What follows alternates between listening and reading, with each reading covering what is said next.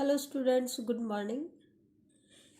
आज हम डिस्कस करेंगे क्रॉप प्रोटेक्शन मैनेजमेंट का टॉपिक। हमने लास्ट लेक्चर में शुरू किया था, उसी को हम आगे डिस्कस कर रहे हैं। वीड्स का क्लासिफिकेशन हमने पढ़ लिया था, narrow leaf weed, broad leaf weeds.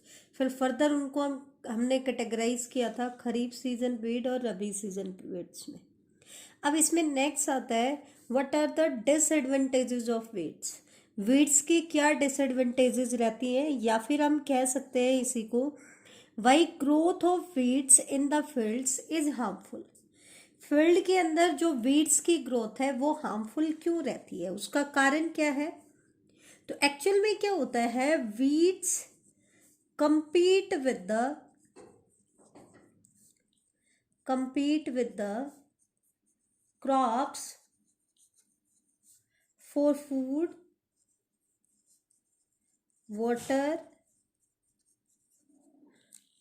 Water के लिए, फूड के लिए, स्पेस के लिए और लाइट के लिए बेटा क्या करती है, कंपटीशन करती है।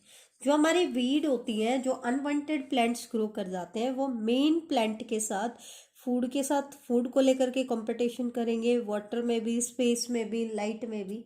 ठीक है। एक्चुअल में क्या होता है, generally weeds are more efficient. weeds are more efficient, वो ज्यादा एफिशिएंट है। तो क्या होगा बेटा, दे टेक अप न्यूट्रिएंट्स,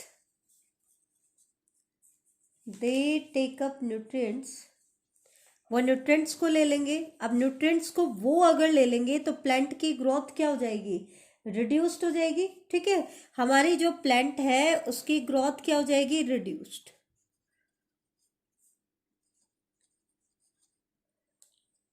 ठीक है, खास करके कब, जब अर्ली स्टेजेस में प्लांट को न्यूट्रिएंट्स की रिक्वायरमेंट ज़्यादा होती है, उस टाइम में इनके अंदर न्यूट्रिएंट्स की डेफिशिएंसी हो जाती है। और उस टाइम पे न्यूट्रिएंट्स प्लांट को क्यों चाहिए थे, उनकी प्रॉपर गुड हार्वेस्ट को ऑब्टेन करने के लिए चाहिए थे। तो उस टाइम पे जो वीड है हमारा, वो मेन प्लांट के साथ कंपटीशन करना है, किसको लेकर के, न्यूट्रिएंट्स को लेकर के। तो इसलिए वो हमारी मेन क्रॉप की प्रोडक्टिविटी को रिड्यूस कर देता है। दूसरा कारण क्या है, कई बार वीड्स जो होते हैं, they can also spread crop paste and disease. वो पेस्ट को और डिजीज को भी स्प्रेड कर लेते हैं। क्यों कर लेते हैं, क्योंकि ये उनके एजेंट के लिए, पेस्ट के लिए या डिजीज कॉजिंग एजेंट के लिए अल्टरनेट होस्ट का काम कर देते हैं। किसका काम कर लेते हैं, अल्टरनेट होस्ट का काम कर लेते हैं। बेटा ये चीज ध्यान रखना, ये चीज इंपॉर्टेंट है। ठीक है, तो इसलिए वो डिजीज के अटैक को भी बढ़ा देते हैं, पेस्ट के अटैक को भी बढ़ा देते हैं। तो इसलिए भी मेन प्लांट की जो प्रोडक्टिविटी है वो रिड्यूस हो जाती है। तीसरा कारण क्या है बेटा, कई बार जो वीड्स होते हैं, दे रिलीज टॉक्सिक सब्सटेंसेस, वो टॉक्सिक सब्सटेंसेस को रिलीज करते हैं। और these toxic substances inhibit growth of crop plant. क्योंकि टॉक्सिन है तो क्या करेंगे, they inhibit the growth of crop plant. तो ये सारी हमारे वीड्स के ग्रोथ के डिसएडवांटेज होगी, या हम ये कह सकते हैं कि आप कैसे कह सकते हो कि वीड की ग्रोथ फील्ड्स के लिए हार्मफुल होती है। तो ये 3 बेसिक रीजन हो जाएंगे। अब हमने ये तो देख लिया कि वीड्स हार्मफुल होते हैं, फिर अब वीड को फील्ड से इरेडिकेट कैसे किया जाए, इसका जो प्रोसेस होता है वो क्या कहलाता है, वीडिंग कहलाता है। तो वीडिंग क्या है, it is the process of removing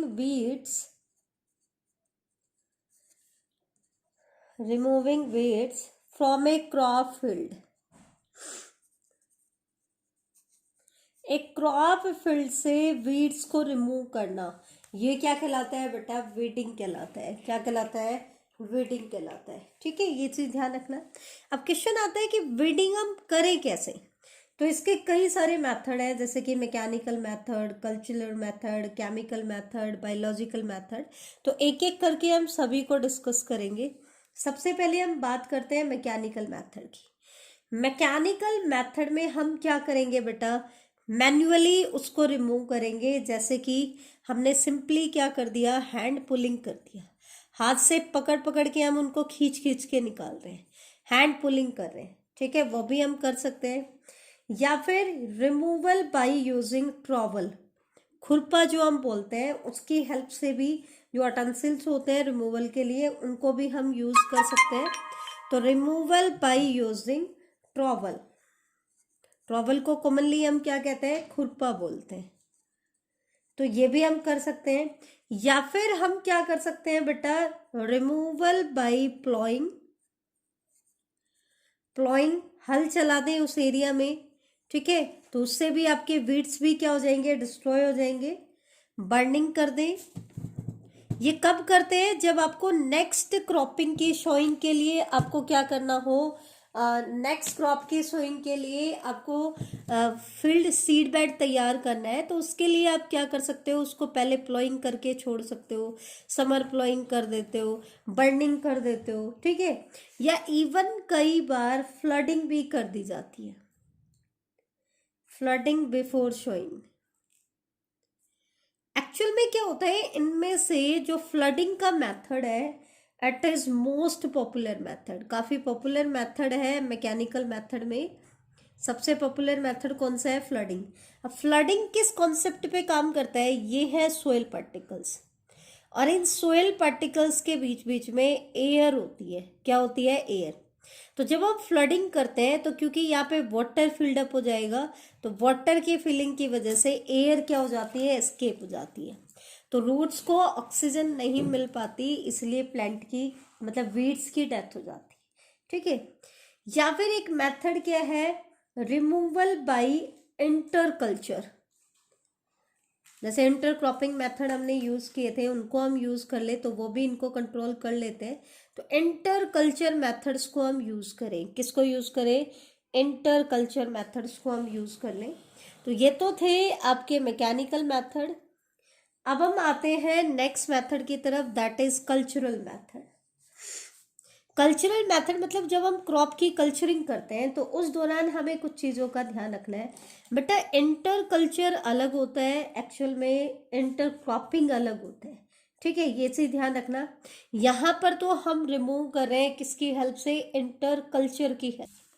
बेटा इंटर कल्चर का मतलब क्या होता है, मैं आपको डिस्क्राइब कर देती हूँ। इंटर का मतलब होता है in between, in between two cultures, that means इसके अंदर हम उन सभी इवेंट्स को इंक्लूड करेंगे which are carried out on the soil between sowing and harvesting.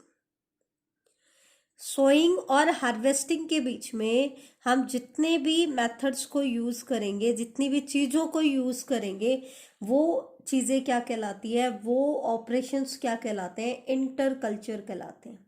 जैसे हम वीडिंग करेंगे, क्या करेंगे, वीडिंग, फर्टिलाइजर एप्लीकेशन करेंगे, वीडिंग हमने कर दिया, या फर्टिलाइजर एप्लीकेशन हमने कर दिया, या मल्चिंग हमने कर दिया बेटा, तो ये सारे इवेंट क्या कहलाएंगे, इंटर कल्चर कहलाएंगे। क्या कहलाएंगे, इंटर कल्चर, ठीक है। तो ये चीज आप ध्यान रखना, ये चीज इंपॉर्टेंट है, ठीक है, तो इसको आप देख लेना।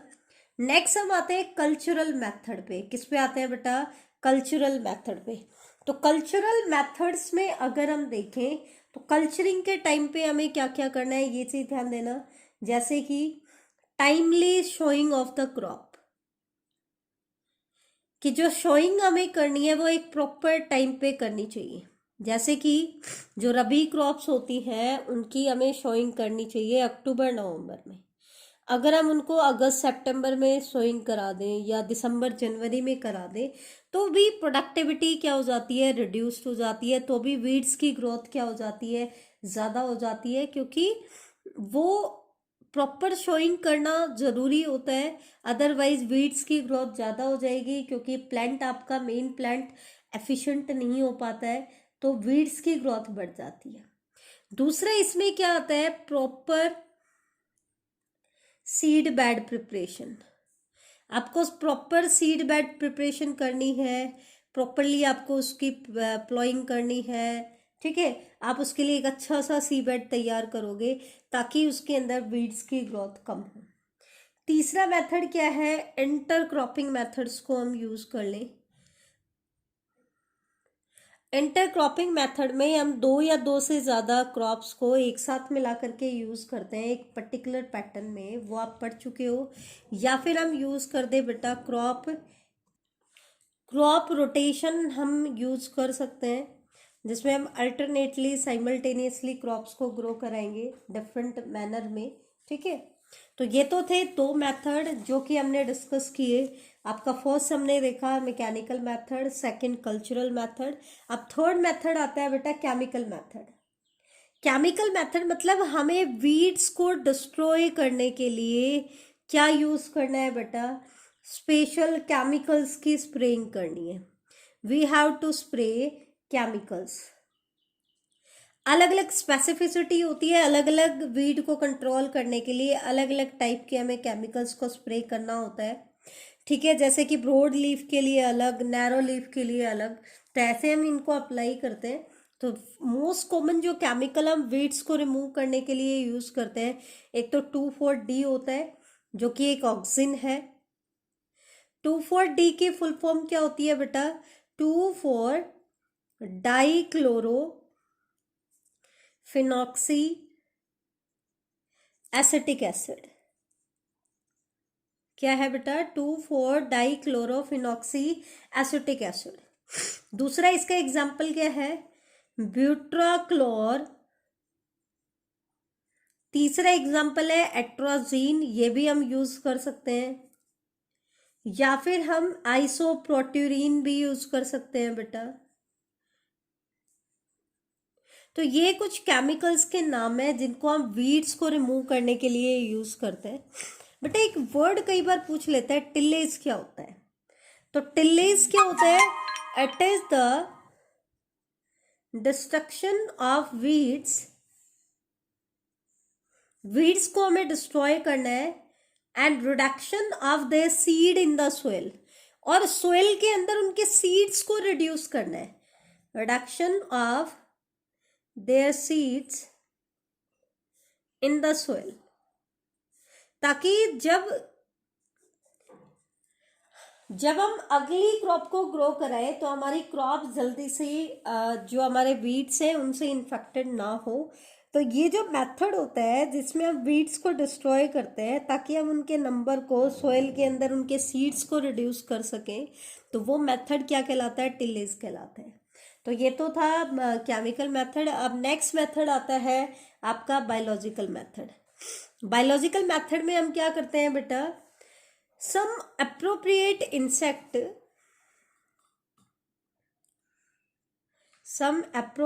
insects or other organisms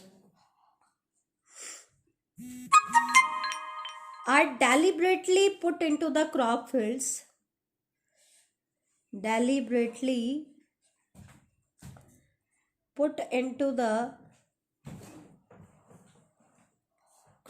fields, having weeds। ये क्या कह रहे हैं, हम इसके केस में कुछ अप्रोप्रिएट इंसेक्ट या दूसरे ऑर्गेनिजम्स को पुट करते हैं क्रॉप फील्ड्स में जिसके अंदर वीड्स होते हैं। ये एक्चुअल में ये ऑर्गेनिज्म हमारे लिए कंट्रोल एजेंट के तौर पर काम करेंगे। यही जो ऑर्गेनिज्म जिनको हम सेलेक्ट कर रहे हैं, दे डिस्ट्रॉय द वीड प्लांट, ये वीड प्लांट को डिस्ट्रॉय कर लेंगे, but they don't harm the crop plant. Weed को डिस्ट्रॉय करेंगे बेटा, लेकिन हमारी क्रॉप प्लांट को कोई नुकसान नहीं पहुंचाएंगे, ठीक है। ये चीज आप ध्यान रखना, ठीक है। जैसे एग्जाम्पल मैं आपको दे रही हूँ, ये एग्जाम्पल इसके बड़े इंपॉर्टेंट है, ध्यान देना। कॉकनियल इंसेक्ट जो है, कॉकिनियल इंसेक्ट अगर इसको फील्ड्स में इंट्रोड्यूस कर दिया जाए तो ये ओपेंशिया वीड को इरेडिकेट कर सकता है। तो ये it can eradicate opuntia weed. Similarly Mexican beetle and cassia, Mexican beetle and cassia they can control the growth of parthenium. जो हमारी कैरेट ग्रास होती है, गाजर घास होती है, ये उसको कंट्रोल कर सकता है। ठीक है, ये चीज़ आप ध्यान रखना। इसी तरीके से ग्रास कार्प जो होती है, क्या होती है, grass carp, they can control aquatic weed. वो किसको कंट्रोल कर सकते हैं, एक्वाटिक वीड्स को कंट्रोल कर सकते हैं। तो ये था बेटा बायोलॉजिकल मेथड के बारे में। अब लास्ट चीज आपकी इसकी रहती है डिजीज इंसाइटिंग एजेंट्स, जिनको हम कहते हैं डिजीज कॉजिंग एजेंट को हम क्या कहते हैं बेटा, पैथोजन कहते हैं। उनके बारे में हम बात करें और उनको कैसे कंट्रोल किया जाए वो हम देखें। तो एक्चुअल में क्या है, प्लांट के अंदर डिजीज जो होते हैं वो अलग अलग पैथोजन से कॉज होते हैं। जैसे बैक्टीरियल डिजीज भी होते हैं जो बैक्टीरिया से कॉज होते हैं, फंगल डिजीज भी होते हैं जो फंगाई से कॉज होते हैं, वायरल डिजीज भी होते हैं जो वायरसेस के कॉज होते हैं। ठीक है, these pathogen can be present in and transmitted through. अब इनके लिए ये कैसे ट्रांसमिट होते हैं, इनके लिए मीडिएटर का काम कौन कर सकता है, सोइल भी कर सकती है, वाटर भी इनसे इन्फेक्टेड हो सकता है, या एयर के अंदर भी ये प्रेजेंट हो सकते हैं। एक्चुअल में हम इनको क्यों स्टडी कर रहे हैं, क्योंकि अगर क्रॉप फील्ड पे डिजीज का अटैक होता है तो it reduce growth and productivity of the crop, it reduce growth and productivity of the crop. तो अगर हम ये चाहते हैं कि हमारी क्रॉप जो है they should be protected from these pathogen, तो हमें क्या करना चाहिए बेटा, इसका एक ही अल्टीमेट सॉल्यूशन है, और वो क्या है कि हम सिंपल प्लांट की बजाय disease resistant varieties of crop को प्रेफर करें। किसको प्रेफर करें, disease resistant varieties of crop. अब डिजीज रेजिस्टेंट क्रॉप वेराइटीज हम कैसे प्रोड्यूस कर सकते हैं, या तो क्रॉप ब्रीडिंग से हम प्रोड्यूस कर सकते हैं, क्रॉप ब्रीडिंग मेथड से हम प्रोड्यूस कर सकते हैं, जिसके अंदर हम यूज करेंगे conventional breeding method, conventional breeding method. इसको हम यूज कर सकते हैं जो कि हाइब्रिडाइजेशन को यूज करेगा। किसको यूज करेगा बेटा, ये हाइब्रिडाइजेशन को यूज करेगा। या फिर बेटा हम यूज कर सकते हैं म्यूटेशन ब्रीडिंग को यूज कर सकते हैं, वहां से भी हमें डिजीज रेजिस्टेंट वेराइटीज मिल जाएंगी। या फिर बेटा हम यूज करेंगे आपका जेनेटिक इंजीनियरिंग को, जेनेटिक इंजीनियरिंग को हम यूज कर सकते हैं इसके लिए, वो भी हमें डिजीज रेजिस्टेंट वेराइटीज प्रोवाइड कर देगा। या फिर even we can select from soma clones. कई बार हमें सोमा क्लोन से भी बेटर डिजीज रेजिस्टेंट वेराइटीज मिल जाती हैं। अब ये सोमा क्लोन्स क्या होते हैं ये मैं आपको बता दूं बेटा। आपने एक मेथड सुना होगा टिश्यू कल्चर। टिश्यू कल्चर में हम क्या यूज करते हैं, प्लांट के एक छोटे से टिश्यू जिसको हम कहते हैं एक्सप्लांट, इससे हम पूरा प्लांट सिंथेसाइज करेंगे और इवन मल्टीपल नंबर्स में प्लांट की कॉपीज हम बनाएंगे। तो ये जो प्लांट का पार्ट होता है इसको हम कहते हैं एक्सप्लांट। ये कुछ भी हो सकता है, नोडल सेगमेंट भी हो सकता है, शूट टिप हो सकता है, रूट टिप हो सकता है, एम्ब्रियो का पार्ट हो सकता है, कुछ भी हो सकता है। इसको हम आर्टिफिशियल मीडिया पे ग्रो कराते हैं जिसको हम बोलते हैं कल्चर मीडिया। मतलब आर्टिफिशियली न्यूट्रिएंट सॉल्यूशन हम इसको देते हैं जिसके ऊपर ये ग्रो करेगा, और कुछ स्पेशल कंडीशंस देते हैं ताकि इसके अंदर ऑर्गेनोजेनेसिस भी हो जाए, रूटिंग हो जाए, शूटिंग हो जाए, तो वो भी इसके अंदर हो जाए। तो एक एक्सप्लांट से हम चाहे कितने भी एक्सप्लांट बना लें, सारे के सारे एक्सप्लांट, सारे के सारे जो प्रोजेनी प्लांट होंगे वो जेनेटिकली आइडेंटिकल होते हैं। क्या होते हैं बेटा? जेनेटिकली आइडेंटिकल होते हैं, आपस में भी और पेरेंट के भी, जिससे वो एक्सप्लांट लिया गया है। लेकिन कई बार क्या होता है, कंडीशंस परफेक्ट नहीं होती, या किसी ना न्यूट्रिएंट की डेफिशिएंसी हो जाती है, या किसी टॉक्सिन की डिपोजिशन हो जाती है, या किसी भी रीजन की वजह से क्या होता है कि इन प्रोजेनी में जो कि जेनेटिकली आइडेंटिकल होनी चाहिए थी, इनमें कुछ वेरिएशंस आ जाती हैं, और उन वेरिएशंस को हम कहते हैं सोमा क्लोनल वेरिएशन। और वो जो वेरिएंट हमारे पास बनेंगे उनको हम बोलेंगे सोमा क्लोन्स। तो कई बार सोमा क्लोन से भी नए ट्रेट, यूजफुल ट्रेट आ जाते हैं, जिसमें से डिजीज रेजिस्टेंट वेराइटीज भी डेवलप हो जाती है, तो हम वहां से सेलेक्ट कर सकते हैं। तो ये मैंने डिजीज रेजिस्टेंट वेराइटीज बनाने के अलग अलग मेथड आपको बनाए, ठीक है, तो ये आपको यूज करने हैं।